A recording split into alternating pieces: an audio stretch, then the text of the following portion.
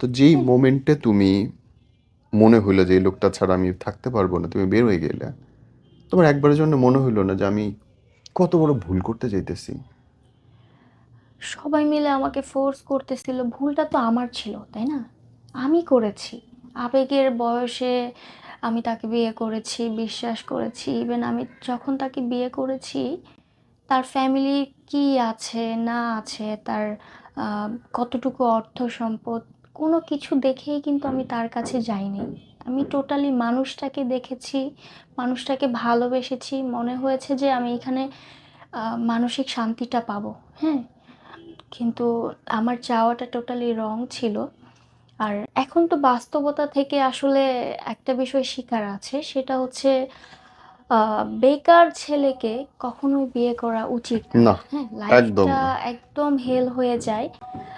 যেই যে ছেলে রিক্সা চালায় সে কিন্তু ফ্যামিলি চালাচ্ছে, তার ফ্যামিলিটাকে চালাচ্ছে। তার প্রতিটা হ্যাঁ, ঘামে, একজন রিক্সাওয়ালার প্রতিটা ঘামের ফোঁটাও তার পরিবারের জন্য বরাদ্দ, পরিবারের জন্য, রাইট। এবং সেটা সম্মানের। হ্যাঁ, সম্মানের, অবশ্যই। মাথায় তুলে রাখার মতো।